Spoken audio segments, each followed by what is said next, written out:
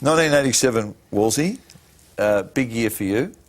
And then you take off to London for an event called the Battle of Britain.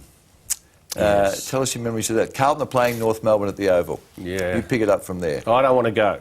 I don't want to go there. You don't want to go to London? I don't want to go to London. Yeah. And I've told Ian Collins and I've told John Elliott, I don't want to go because it's a junket. The boys have won the premiership. Let them enjoy the premiership. And somehow or other they said, well, the sponsorship we get for this game goes to pay your contract. I said, well, why doesn't it go to pay Kernahan's contract or Bradley's contract or whoever? Why is it my contract? And they said, you've got to go. So we play the game. They punch us up. And I'm just thinking, 2 weeks ago we're at the MCG doing what footy's all about, and here we are in this ridiculous game here. So Clarkson did what he did to Aitken, and it had to be squared up upon. And I didn't have to look for volunteers because Jimmy Buckley and Jono, they just said, Reece, they just said, well, we'll make sure that he gets squared up on. On the coach's instructions? Well, I was happy for it to happen. Did you ask for it to happen? I said he's got to be squared up upon.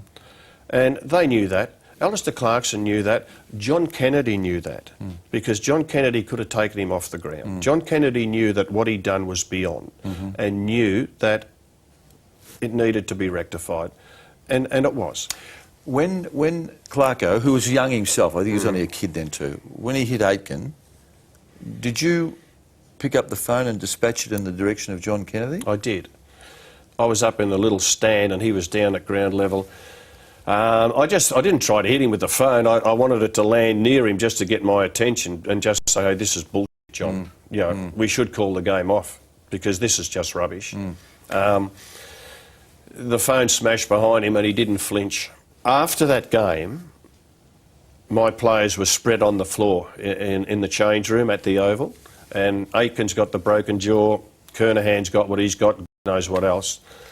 And that was, in a way, the beginning of my end at Carlton, because Elliott was there with a few of his Foster's mates, and I said to him, I hope you're satisfied. This is the cost of the junket. I hope you're satisfied. Ian Collins was filthy with me for saying that. And the next day he said, I want to meet you at 7 a.m. the next morning. So I met him. And he virtually said, how dare you speak to a Carlton president like that? And I just said, well, I don't care. I said, it needed to be said. I knew they wouldn't sack me because we'd won the premiership 2 weeks before.